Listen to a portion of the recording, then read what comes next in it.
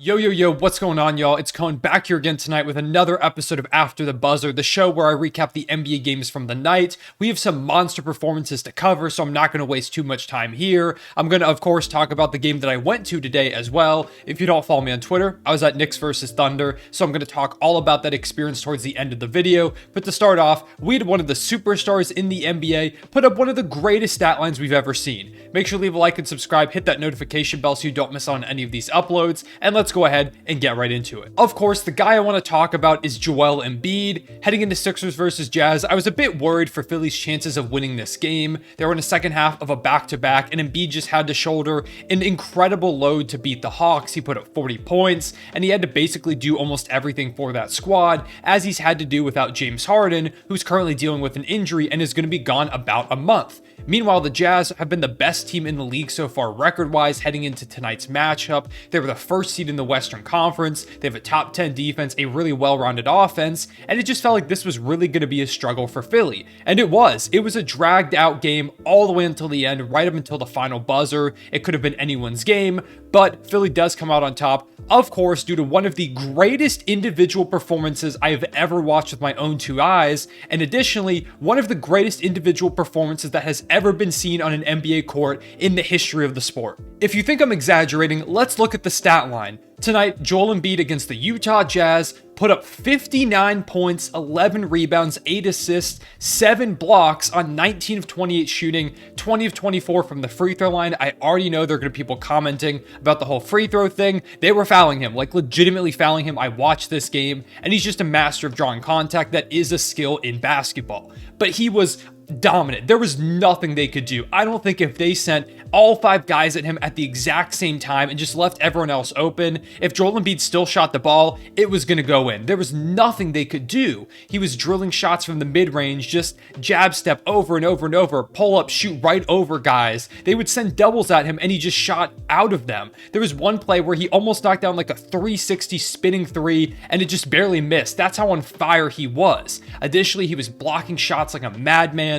In the fourth quarter, he was unstoppable defensively and offensively. He had 26 points and 5 blocks just in the fourth quarter when the Sixers needed him the most because it was a close game all the way up until the end. Like I said, it was really one that was available for the Jazz to steal away. But because Joel Embiid is so good and carried this team at an unprecedented level, they won this matchup. They don't even get close without Joel Embiid. They probably lose this game by 30, 40 points if Embiid doesn't play. But he just, I could not believe what I was seeing, what he was doing out there. It was just the most absurd thing ever. And this is why I picked him to win my MVP award heading into the season, because there are very few players in the history of the sport that can do what Joel Embiid does on an every night basis. Earlier in the season, he started kind of slow, and I wasn't too worried. I made a video talking about how he needed to play better because they needed more out of him to get wins. But I also said in that video, I knew eventually he'd kind of work his way back to his usual self. And it's not just his usual self.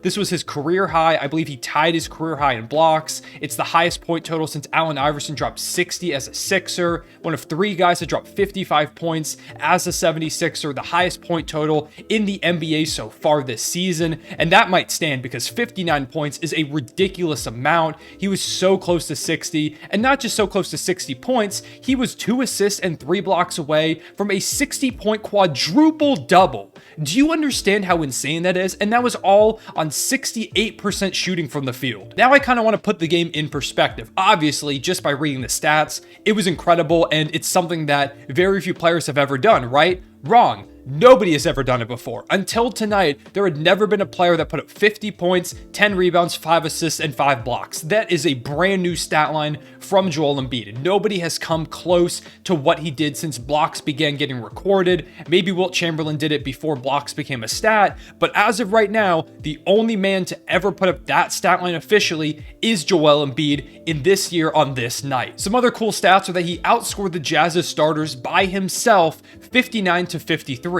Additionally, he scored 59 of the Sixers' 105 points. That is an absurd margin. Over half of their points came from Joel Embiid, so needless to say, he outscored every other player on his team. There's also this stat called game score, which basically uses a formula to calculate how good a player's game was, and according to game score, this was the 7th best performance in the history of basketball. The 7th best. It goes like all the way back. That is so absurd. You can obviously say that it's not top 10, whatever you want to say, but the fact that this stat, which is unbiased, calculated it as one of the top 10 performances in NBA history, speaks to how good he was. And there are a ton of people trying to downplay this performance. Of course, they're saying, oh, he's got free throws. It was against the Utah Jazz, which once again are a top 10 defensive team in the league. He was unstoppable. It didn't matter. You could have put the greatest defenders of all time on Joel Embiid in this game. He was not going to miss. He was a man on a mission. And the most impressive part is that this comes on the heels of a 42-point game against Atlanta yesterday. Not like last game 2 days ago or a day gap in between. Within 24 hours, Joel Embiid on an NBA basketball court put up 101 combined points in a 24-hour span. That is unfathomable how good that is, how dominant that is. And he is very quickly, with these two performances, storming his way back into the MVP conversation. I still don't quite think he's up there with Luka, Tatum, and Giannis,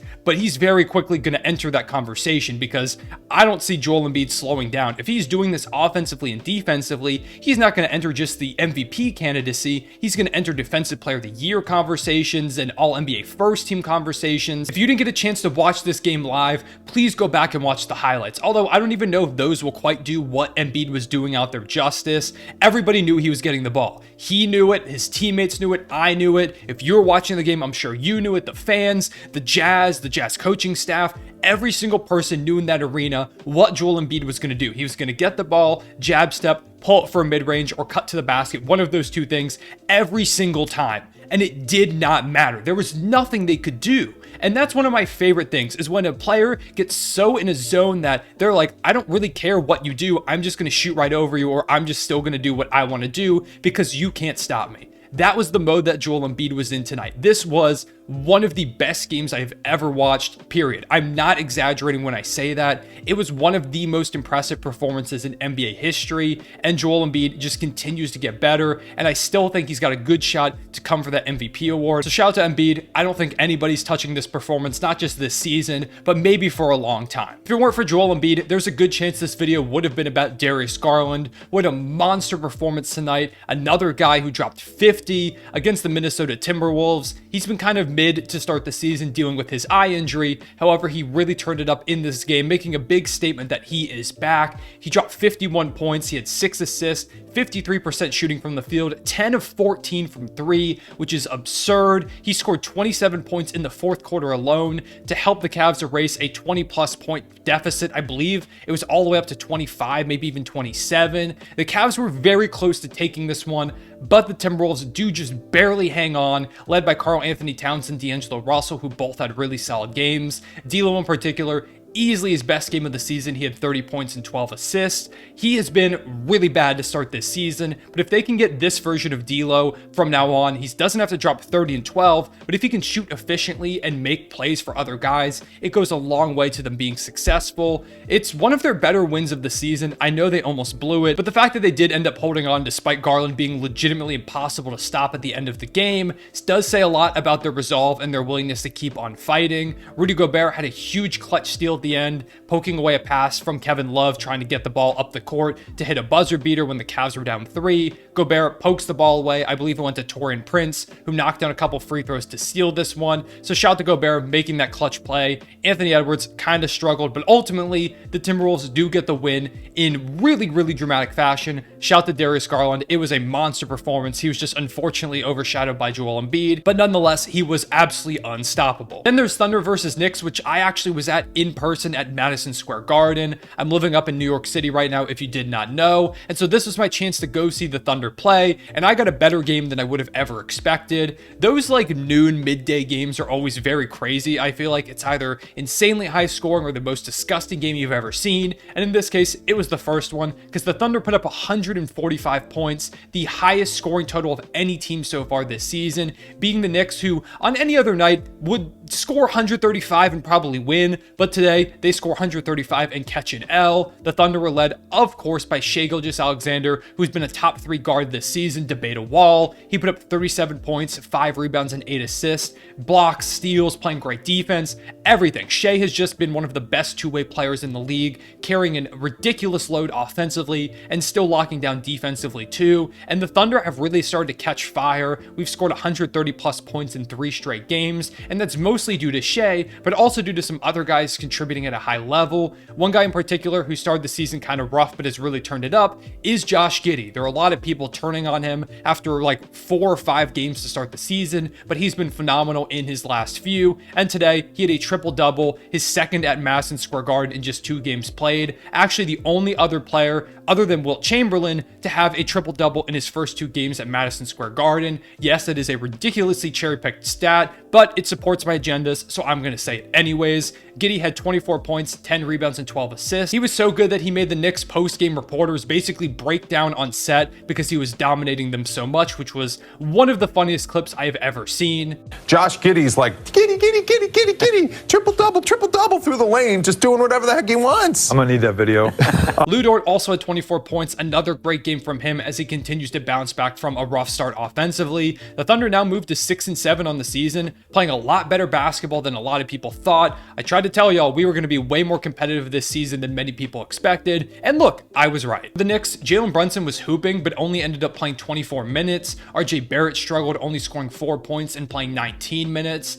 Looking at Tom Thibodeau's rotations, it was very confusing. Like, I feel like every second Brunson was out there on the court, I was afraid of him, like watching in the stands, and then he just benched him kind of inexplicably towards the end of the game, going in favor of like Evan Fournier, who was awful in this game, offensively and defensively. I don't think he hit a shot. He was so bad that my girlfriend, this was her first Thunder game that she had ever been to, and I was filling her in on some of the players, and whenever Fournier shot, she was cheering because she knew it wasn't going to go in. That's how bad it got, and he still kept him out there. I don't understand. They did get good performances from Cam Reddish, who had a really solid game with 26 points. Emmanuel Quickly had 24 points.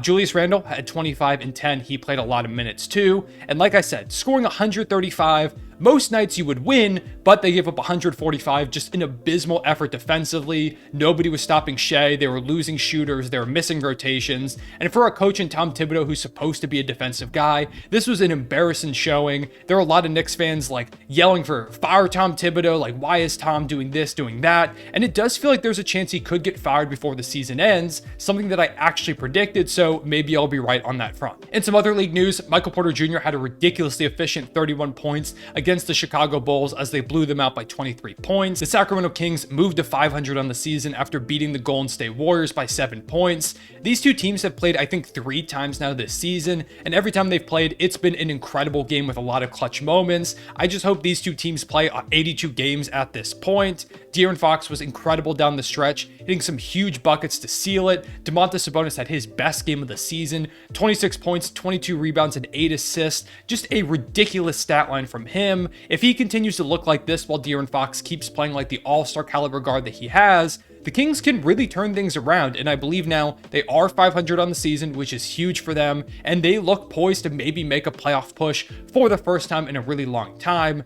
As for the Golden State Warriors, they still have not won a game on the road yet this season, and it really feels like if Steph Curry doesn't drop 35 points, they're just not going to win. The Wizards beat the Grizzlies without John Morant, led by Kristaps, who had 25 points, and Deni Avdija, who had 21 points, tying his career high. You also had Anthony Davis going off for the Lakers in a win over Brooklyn, easily his best game of the season. He had 37 points and 18 rebounds. Lonnie Walker also contributed 25. He's been really solid for them this season, probably their 3rd most consistent player, maybe even 2nd on some nights, maybe even 1st, to be honest, with the way some of the guys have played. Kevin Durant had 31 points, 9 rebounds, and 7 assists. He tried to heat up in this one and take over, but ultimately just didn't get much support from the other guys. No one else scored over 15. Cam Thomas hit 15 right on the dot. Been impressed with some of the things I've seen from him since he's gotten more opportunities under Jacques Vaughn, but ultimately Brooklyn loses this game, and the Lakers finally get their 3rd win on the season. Maybe this is a sign of them turning things around, but I'm not going to be surprised if they just go and lose 10 more games. That's all I have to say about the games tonight. Make sure to leave a like and subscribe if you enjoyed. Hit that notification bell so you don't miss out on any of these videos. videos, and comment down below your biggest takeaways from the games tonight. Do you agree with me that Joel Embiid is about to make a push for MVP? Do you disagree? Do you think that this really was one of the best games of all time? And if you did watch it, please tell me what your reaction was, because I was sitting here in my living room losing my mind. Appreciate y'all watching. I'll see y'all later. Real one, say it back.